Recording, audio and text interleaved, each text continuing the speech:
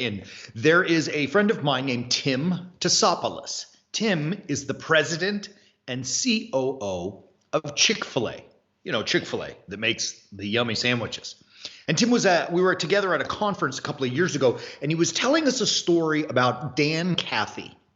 Now, Dan Cathy is the son of the founder of Chick-fil-A, and he's currently the CEO.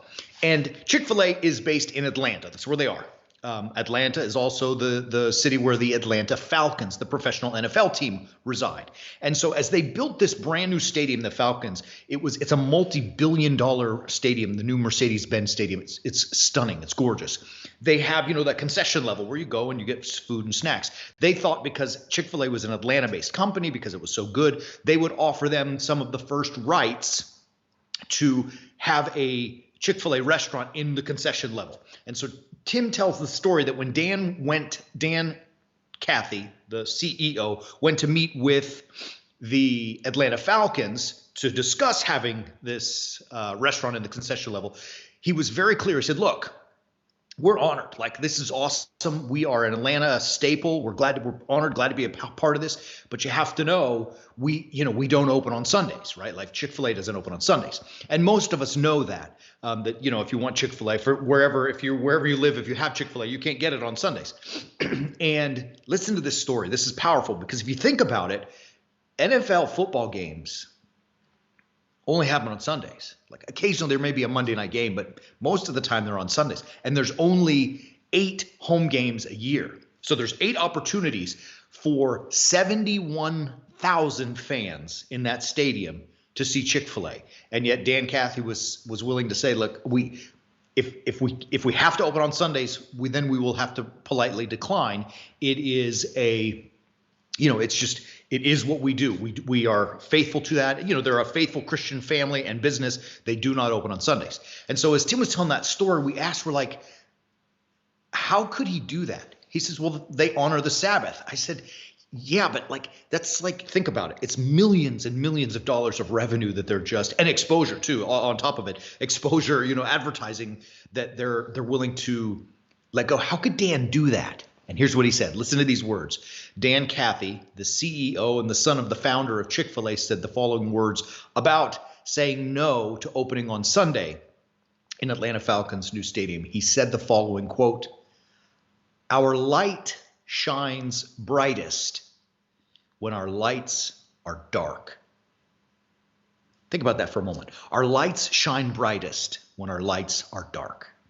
And it is an incredible statement. It's a testament to their willingness to say no. It is a testament to their honoring of the Sabbath. It's a testament to the faith of that family and their business.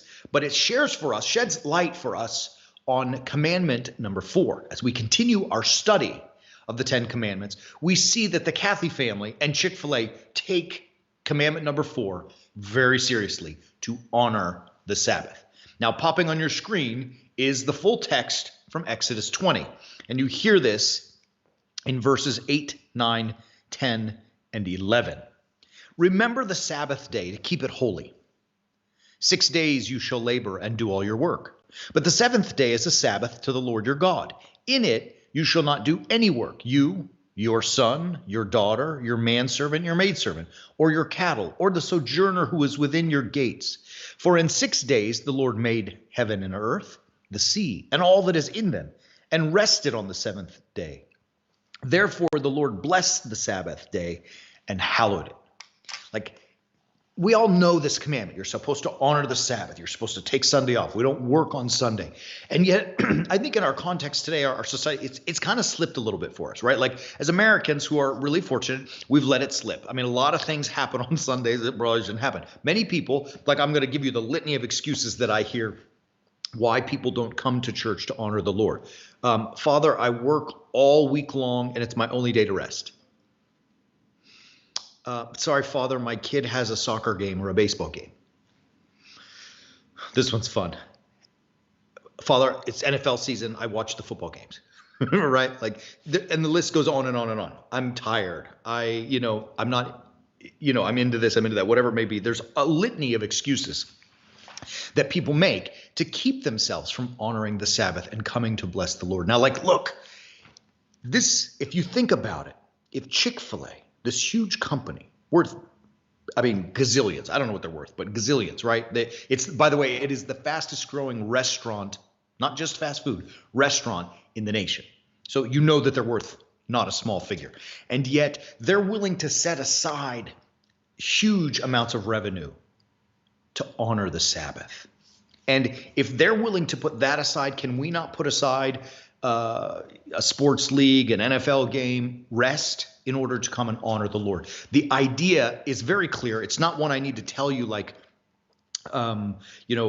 any deep exegesis to explain it. You know it. It is a day that we should set aside to commemorate, thank, honor, worship, praise the Lord for all that he's done for us. It's now incumbent for us as warrior saints to make the effort to do so, to honor the Sabbath, right? To remember it, to keep it holy. It is for us to remember that. I don't need to explain to you why. You get it. You already know. The challenge is, do you do it, right? That's the key. And so, I mean, I throw it out there. Most of you probably watching are, Sunday churchgoers. I hope you are. But the idea behind the Sabbath is that as we come together, we gather in the presence of the Lord to worship him. In the Orthodox Church especially, we consider our Sunday worship to be indeed, in truth, a real entrance into the kingdom of heaven. It's not just that we come together to sing some songs or to, hear a sermon or to eat some wine and bread. It's like a true, real, legitimate entrance into the kingdom of heaven. Why would we want to keep ourselves from that? So like all of this to say, guys, gals, it's time. Like, look, in the world that we live in today, Christianity, let's just say it. I'm going to say it. Christianity, as you know, is under assault. I mean, it just is. We're not, it's not assumed anymore that Christians are right doers, right thinkers, that the faith itself is the right faith. It is time for us we've got to step up and be witnesses. We've got to say, look, this is real.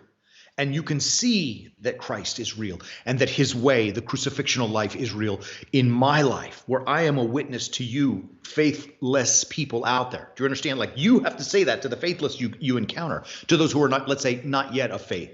You have to show them that Christ's way is awesome and that it works by the life you live, right? I mean, that's what we are called to. And part of that, perhaps the biggest part of that, is to be honoring the Sabbath so that people see that Sunday actually is specifically dedicated to one thing. Look, if we Christians don't honor that day, why would we expect anyone else to honor it, right? Like, if we will let our kids play in sports leagues, why wouldn't they plan them?